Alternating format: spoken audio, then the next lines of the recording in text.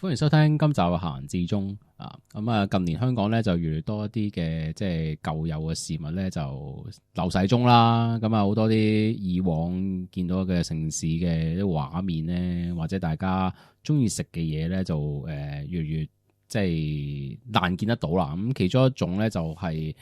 我哋最近都有做寫咗篇文章，就關於粥啊，冇錯，粥店係啦，粥店香港嘅粥店剩翻幾多間咧咁樣樣係啦，因為夜繽紛啊嘛嚇，咁夜繽紛以前啲人就話食夜粥咁樣係啦，唔知大家有冇聽過呢個即係食夜粥嘅一個呢個講法啦？就係啲以前啲武館啊，啲人咧練完武之後咧就會食個宵夜先嘅，就去粥店食係啦。咁所以咧佢開到好夜嘅係啦，咁都某程度上反映咗以前香港夜繽紛嗰個嘅一個境況啦。咁但係而家夜繽紛就冇咗啦，粥店都就嚟冇埋啦咁啊，所以今日我哋就閒置中咧講下粥店呢樣嘢咯，係啦。咁啊，因為關於食物嘅關係咧，我哋今日請咗本然 foodie， 我哋仲安咗個名稱俾我哋呢位義工係啦，大安係啦，大家如果大家睇 YouTube 嘅話，見到個畫面咧就認得佢嘅樣噶啦，就係因為佢都上咗好幾次我哋關於食物嘅一啲嘅研究咧，我哋拍咗啲片噶嘛，即係我哋有個見步行步系列噶嘛，咁啊。認住佢個乜頭啊啦，佢幫我哋試食嘅成日都冇錯，係啦，咁啊係啦，咁啊大安都喺度啦，另外仲有研究員啦，Sunny咁樣樣，係 hello，係啦，咁啊既然關粥店事咧，我哋首先要講講就係粥店呢樣嘢，大家有冇成日去或者係即係點樣先為之一間好嘅粥店咧？即係我又想問一問，係粥店點先為之好食嘅粥店？我覺得喺香港其實粥店嘅水準咧都已經係相當之高嘅，即係我覺得食粥咧就個粥底咧多數都係即係一個唔錯嘅水準嘅，佢即係起碼都會將啲米煲到溶咗之後先煮俾你食。但係我覺得即係對我嚟講一個好緊要嘅位咧就係嗰個油炸鬼咧係咪夠脆嘅？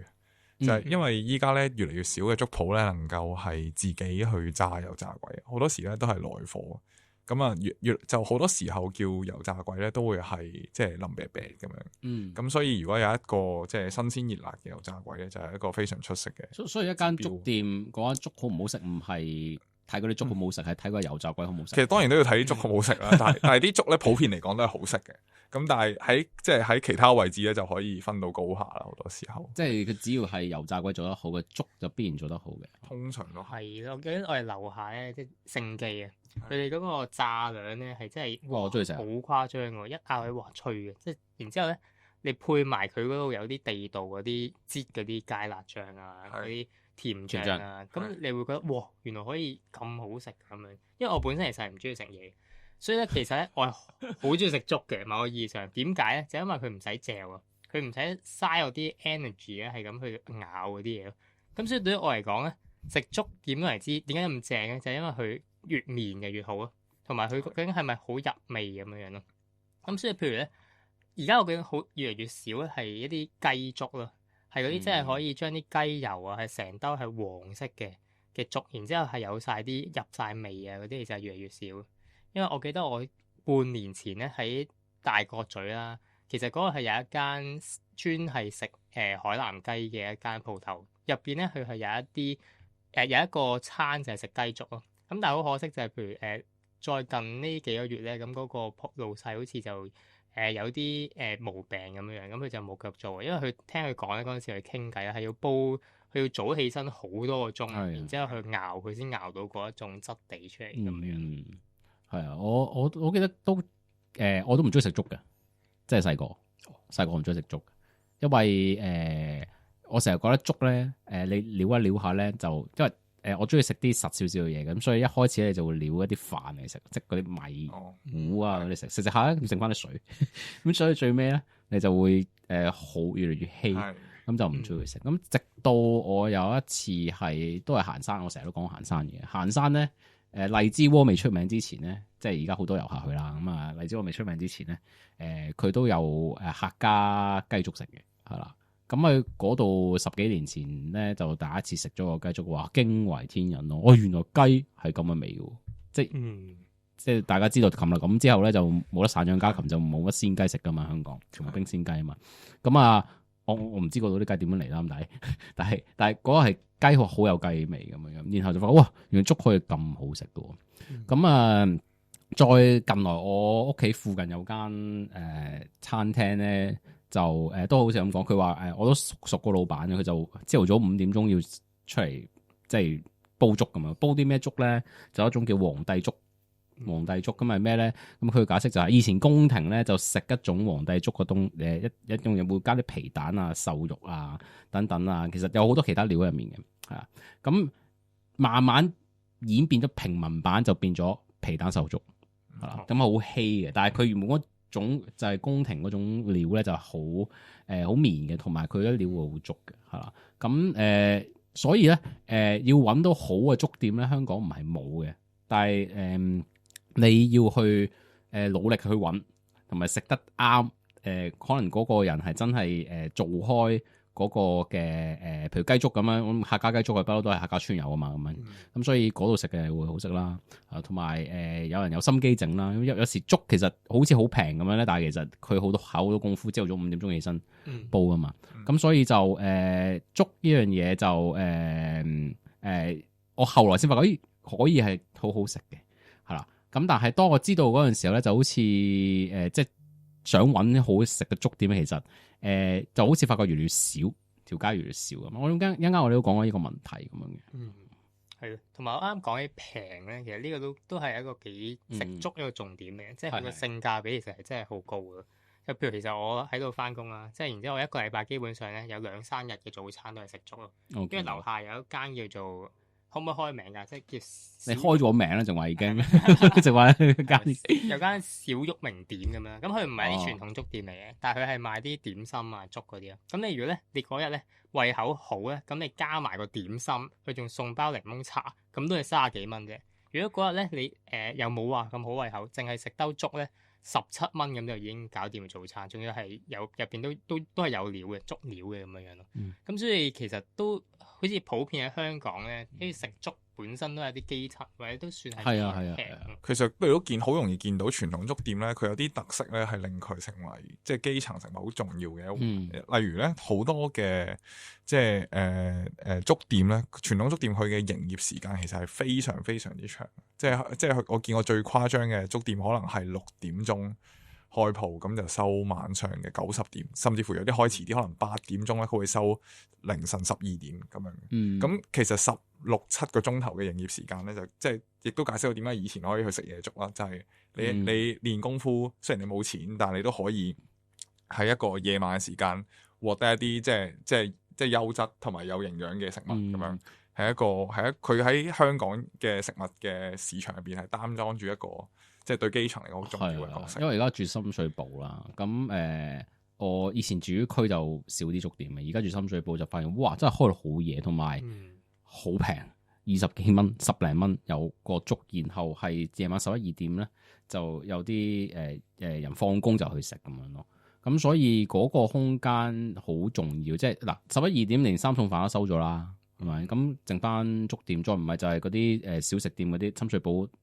地鐵站附近咪有啲吉吉串串，但係嗰啲唔係正餐嚟噶嘛。咁變咗粥店係一啲可能基層嘅朋友，佢放工之後想坐低翻屋企瞓覺之前又坐低食嘢嘅其中一個好重要嘅地方咯。係啊，係咯。所以譬如我哋嗰個研究其實都有啲想睇下，究竟而家啲粥鋪其實有冇少到咁樣。係啊，但係其實大家會唔會都留意到，其實附近譬如大家住嗰頭會唔會都有一間食咗好耐啊，然之後或者由細到大都有幫襯開嘅，咁但係近年又好似會結業啊，因為呢排其實結業潮都係一個都唔係呢排啊，即係近呢2年3年，即係啲餐廳餐飲業嘅結業其實都幾大鑊。我覺得尤其係粥店，因為之前有個連鎖粥店咁樣執咗啦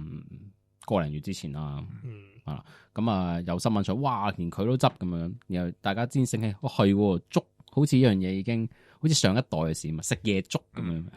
即係真係上一代，啲人會去做，同埋你去親粥店，其實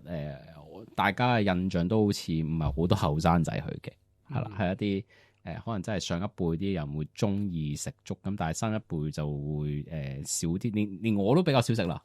啊，即係何況可能再後生啲嗰啲，因為喺我呢個年紀開始咧，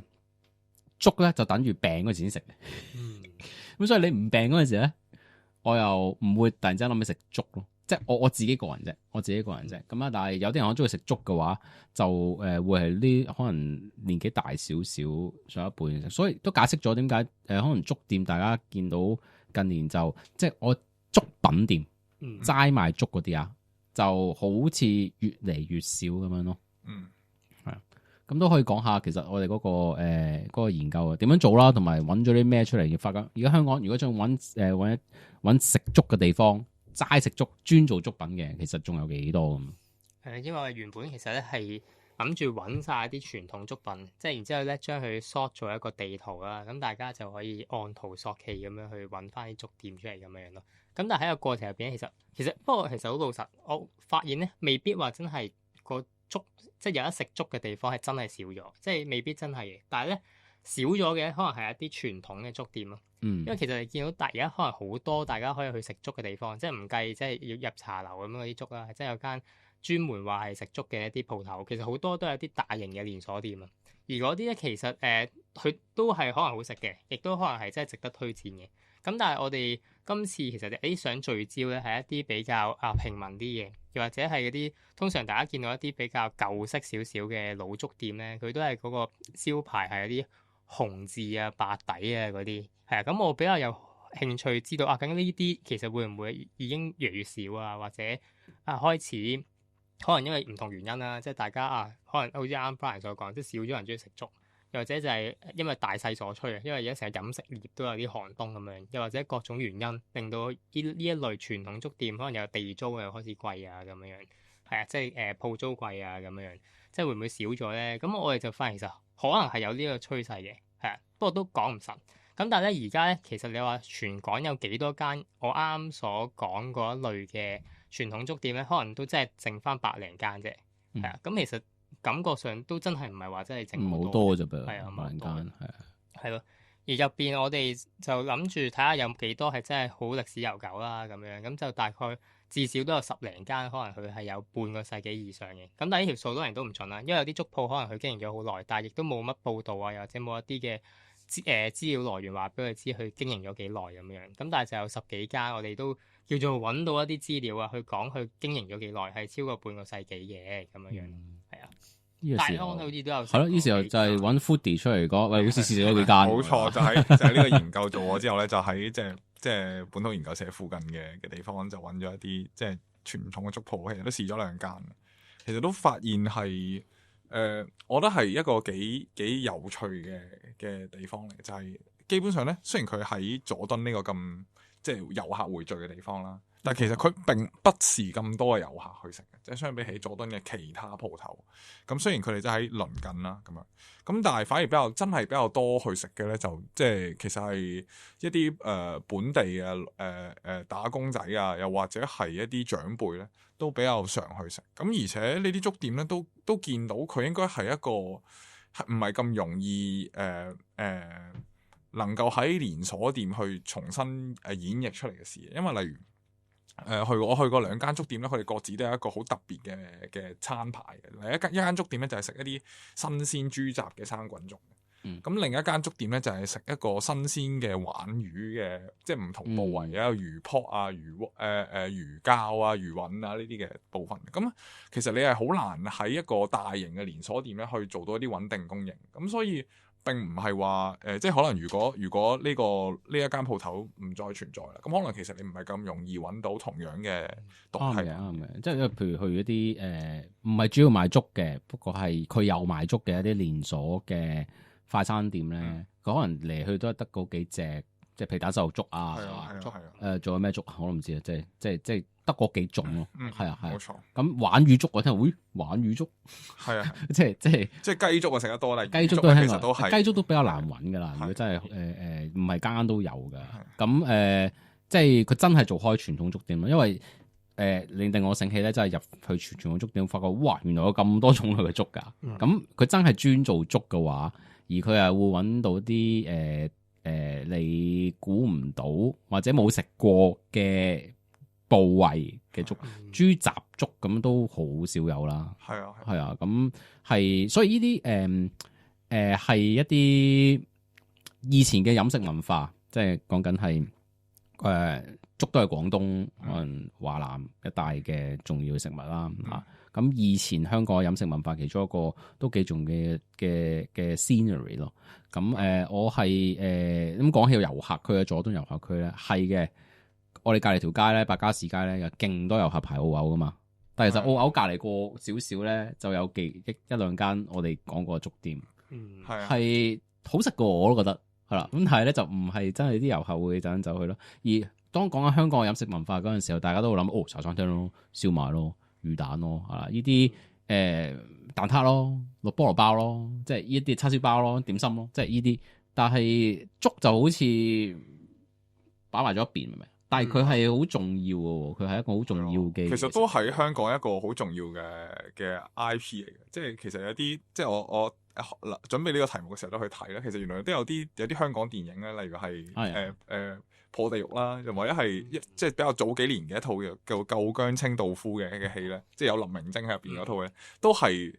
有喺呢個粥店取景嘅。即係其實佢都係一個喺香港觀眾入邊一個生活嘅一個地標嚟。我唔知會唔會譬如破地獄嗰個係粥店嗰個先應該係阿黃子華第一次見啊秦沛，係啊嗰陣時啊嘛，係佢拜會啊秦沛啊嘛，係啊冇錯。咁所以呢個秦沛係長輩啊嘛，係所以件事就係粥店嘅發生，可能係所以粥店有個好既定嘅印象就係係一啲歐老人家會去嘅地方咯。咁啊唔會即係少啲後生仔會突然走去嗰度食咯。你會拜會老人家，你先會走去尊重老人家去食佢中意食嘅嘢咁樣咯。係啊，咁所以就好似有一種好似唔係好有活力嘅感覺咁樣。係啊，咁唔知係咪因為原因令到好似好多香港嘅老粥店，講有一間好似80幾年歷史啊嘛嚇，咁唔係好出現喺遊客嗰個嘅視覺中。即係咁當然啦，我哋點樣去宣傳佢唔好整死佢都係一個好重要嘅一個考慮因素嚟嘅。咁但係就譬如澳牛嗰個 case 就係咁咯。澳牛排晒大隊，咁啊隔離有間粥店，我覺得好代表到香港嗰個舊嘅飲食文化咁樣，但係就都多人去食嘅，不過市民去食咯。咁遊客就好似原來香港有粥食㗎。如果鬼佬諗個 congee 佢唔就會覺得核突咁樣，即係稀奶咁樣，跟住係啦。咁但係可能就係冇食過好嘅粥，可能就係啊，係啊。所以其實我諗緊，其實呢類譬如粥品呢樣嘢啦，即係不過我唔知嘅，即係譬如其實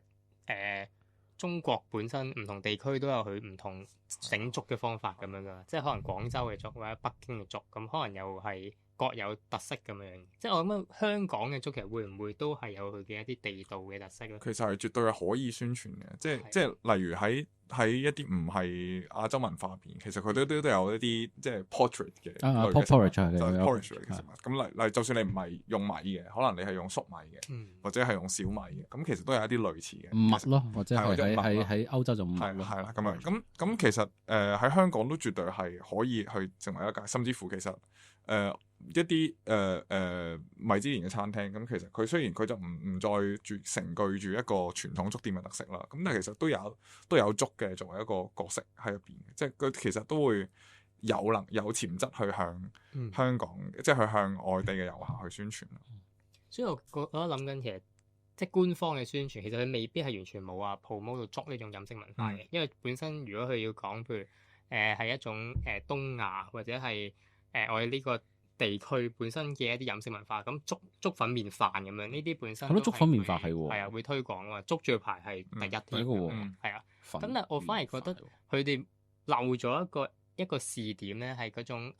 傳統基層嗰種嘅感覺，即係譬如我見到依家譬如官方有個比較有宣傳餐廳嘅一個計劃咧，就叫做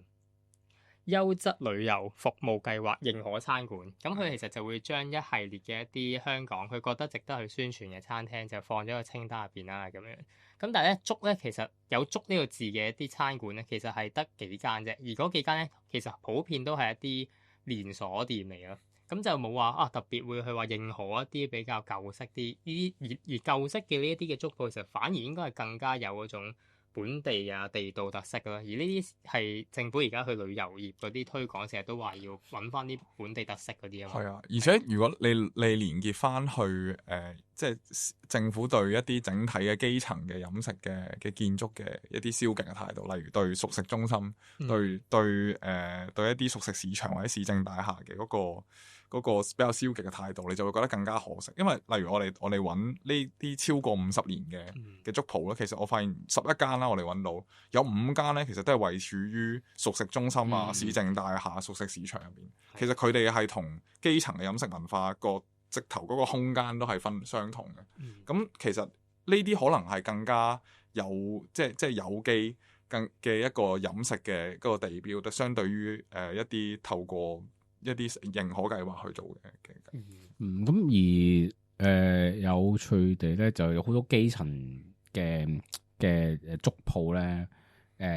政府冇乜理到啊嘛。雖然佢都係喺市政大廈度，咁但係都係俾市民性嘅，冇乜特別 promote。但係當需要去 promote 嗰陣時候咧，佢就好似脫離咗一個基層嘅一個背景，係咪？即係佢就新年講到嗰個計劃咧，佢有間粥唔係粥品店嚟嘅，係一間連鎖鋪，不過佢有賣粥。咁佢喺機場嗰度有間鋪頭咧，佢賣嗰啲粥咧，唔係平時大家食開嘅價格，即係成日都覺得就係點解香港嗰個嘅，即係要當佢將要 promote 出嚟作為一個旅遊成分嘅一個 feature 嗰陣時候，佢一定要高檔化。係有樣嘢唔係好明嘅一樣嘢就係蛋撻都要整到好似好精緻咁樣啦。咁當然精緻化係一個旅遊業可能佢想增加個產值而去做一樣嘢，which 其實唔係問題嚟嘅。咁但係呢個我相信唔係唯一一面咯，即係譬如一個外國嘅朋友嚟咗香港之後去認識下嗰個香港嘅飲食文化係點咧？點心一定去陸羽嘅嘛，陸羽咁我咁大個仔都冇去過陸羽啦，係咪？咁即係我去平時酒樓食飯啫嘛。咁但係嗰種嘅大家被 introduce 香港嗰個飲食文化印象一定要走向高檔化，其實唔係噶嘛。香港飲食文化係可以好市井噶嘛。燒賣、魚蛋呢啲真係10蚊串嘅啫嘛。咁但係而家要整嗰啲咩喺啟德嗰度食咧40蚊串咁樣咧，即係要做到去啲夜繽紛都要40蚊50蚊串嘅。咁喺呢個嘅背景底下咧，就覺得粥呢樣嘢咧就雖然佢可以去高檔化，但係其實唔係好多人做咁樣做，除咗酒店嗰啲啦嚇。咁變咗好似就粥粉麵飯呢4樣嘢咧，就粉麵飯都可以賣到好貴，係咪？但粥咧就好似冇乜人理到咁樣咯。而好多呢樣嘢，我覺得一講粥就好基層嘅一種嘅即係飲食嘅一種印象喺度嘅。而會覺得係都幾可惜，就係因為如果政府用呢個角度，或者啲人都會諗緊，要推旅遊，即係推最好嘅嘢俾人啊嘛。最好嘅嘢其實唔一定係價錢貴，我覺得有一啲好代表到我哋本地特色嘅一啲嘅好市井嘅一種飲食文化，都係一種我都覺得會有遊客會感到係有趣咯。雖然你覺得產值唔高咁樣，但係其實有時啲唔係淨係睇個產值咁。同啱講嗰個旅發局嗰個認可計劃都有個位啊，其實都可以解釋到點解所有呢啲餐廳都比較高檔化咧，就係因為佢呢啲推廣嘅餐館咧，佢本身嗰個程序上面係會想嗰啲餐廳自己去 apply 咁樣嘅，即係自己申請，然之後咧旅發局再去派一啲人去審核啊，究竟呢間係咪一啲所謂優質服務啊，或者優質嘅餐館咁樣咧？咁但係呢一個其實某意義上個程序門檻都幾高下。令到會可能有一啲地道啲啊、基層啲嘅一啲，但係咧又係已經營運咗好多年嘅，即係亦都好有特色嘅啲餐廳，未必係會去主動去申請，或者未必過到個門檻咁樣咯。例如甚至我哋頭先都有講過啦，一間即係澳牛咁樣茶，佢開張嘅時候，我諗相信佢唔係本住一個做遊客生意嘅心態去做，係啦。咁所以即係例如呢一類餐廳，你可以預見佢係唔會去有誘因去申請呢一個計劃嘅。咁但係佢偏偏可能就係其中一個遊客最中意嘅餐廳。你都唔需要你去特別去匹，唔係即係澳牛出咗名㗎啦已經。咁但係我覺得唔係嗰間餐廳都會，就即使有特色都會咁俾人發掘嘅，係啦。咁啊有啲粥店，尤其粥就好似唔係一個主角點樣，係咪？即係大家講到香港飲食文化就係茶餐廳，菠蘿包，奶茶，咁我覺得唔係淨係呢幾個咯，係啦，即係粥。當我食到好食嘅粥之後，我就會咁樣講。咁樣多咗一啲扮懷舊冰室嗰啲餐廳，我唔中意嗰啲啊。遊客區嗰度咯。咁但係入邊嗰啲食物、嗰啲嘢食係咪真係回復到嗰種以往中即係香港嘅種飲食文化啊？然之後又或者可以真係有翻嗰種懷舊嘅感覺咧？定係純粹只係個裝修上面我真係好唔中意嗰啲。同埋其實相信依家嘅旅客咧，其實已經越嚟越精明啦。佢都唔會淨係跟住一個好刻板嘅印象，即係佢哋之間口耳相傳都已經慢慢去揾一啲即係冇咁被宣傳，但係即係都係能夠即係服務到香港人，同時咧係佢哋認為係一個即係有地道風味。即係深度遊其實自己去揾嘅，即係例如深水埗嘅車仔麵咧，依家都開始多咧一啲遊客去排隊㗎啦。即係我知道邊間，我住嗰度。即係其實佢哋都係即係知道，同埋佢哋都即係有一個即係都識食嘅，都唔係咁容易即係順住一啲嘅即係計劃去走啊。我覺得深度遊係要自己去發掘，而唔係話政府喂呢度深度遊啊，大家就深度。因為其實你要做大眾嗰啲嘅旅遊嗰陣時候咧，就係你要只能夠做最淺層嘅啫。即係譬如新你就所講，我最討厭嗰種即係近年開嗰啲新嘅舊式冰室，成日咩不日上演。即係又整嗰啲舊嘅李小龍海報，然後咧整啲菠蘿包咁擺咗喺即係唔知嗰啲燈吊飾咁樣，懶係懷舊咁。然後咧我見到一啲遊客咧就攞住小紅書，覺得依間餐廳就係好有港味，咁然後就去食。咁但係我食咗，我食過，但係覺得so so 咁樣咯。咁成件事好多文化符號咧，有好多 cultural appropriation 即係將佢變成呢個就代表香港啦。咁但係其實喺個轉變嘅過程之中咧，你就以為不日上演就係大家以前街上面周圍都見到嘅一樣嘢咯。咁但係呢樣嘢係我作為一個香港人，我覺得好唔舒服啊！我入到去就你咁樣就代表香港，而嗰啲遊客就會咁樣去理解香港係咁嘅事。然後最大問題就係嗰樣嘢冇食，係啦，即係佢如果唔係，譬如粥店咁樣，你真係會入到去係入面傳統粥店，你會覺得喂真係有嗰陣 genuine 嘅趣咯，即係你唔係做出嚟嘅，係你唔需要整啲不日上演喺度啊，或者整啲舊嘅電影開播喺度，你係會 feel 到依個真係我哋嘅生活嚟嘅嚇。咁而呢樣嘢咧，似乎政府即係唔係叫佢 pub，唔係叫佢咩，但至少唔好搞死佢先啦。譬如話啱啱講話就係有啲嘅舊嘅粥店係嘛，即係譬如80年嗰個係喺市政大廈噶嘛，係80年咁，當然嗰個先係冇80年啦，長洲嗰個熟食中心裏面嘅，咁但係佢可能以前營運開，咁最尾搬咗入去，佢哋係喺市政大廈入面，因為可以繼續保存落去，先至冇執笠啦。咁但係 what if 即係近年我都留意到啲市政大廈或者一啲熟食中心、熟食街市嘅政策開始改變，其實當然唔知道會唔會有一天係會突然之間關閉，或者係發空置率好高啊，咁啊關閉咗你咁樣。係啊，嗰間有冇食過啊？你哋即係嗰個80年冇啊，真係冇機。冇食過咩？長洲係真係比較少。嗱，長洲大家一講就諗起咩啊？食魚蛋，大魚蛋，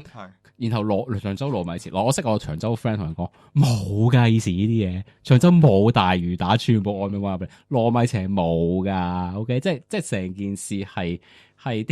啲人當長洲開始興起嗰個本地遊嗰陣時候咧，就唔知點解會出現咗大魚蛋，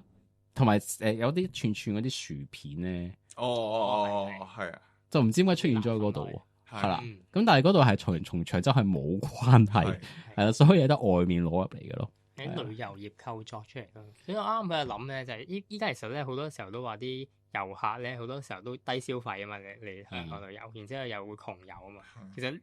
咁其實係咪應該就要開始宣傳一下，真係可以低消費嘅，又一定要食嘢咁嚟到香港，即係你當然你都可以食包啊，捱啲幾蚊嗰啲麵包啦。咁但係粥啲又有本地特色，又可以深度遊，佢歷史又悠久，仲要平喎。其實係咪都係一個方向去宣傳啊，究竟嚟香港旅遊有啲咩可以去體驗咧咁樣。其實呢啲都幾夾而家嗰個旅遊趨勢。或者都唔需要官方去宣傳，我覺得最好唔好揾佢去宣傳點，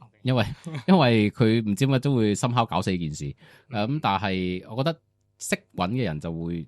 應該要會揾到呢啲嘢，就係希望佢唔好被人搞死。係啦，即係呢啲老店佢即係我覺得好重要，都可以好似文化遺產咁樣嘅，即係喂魚咩玩魚粥啊咩魚咩粥啊，係魚嘴粥，魚嘴粥，魚鬚都有啊，魚鬚係大家知唔知道魚鬚係乜嘢？魚標有啊，魚標粥，香港叫魚撲啊嘛，魚撲。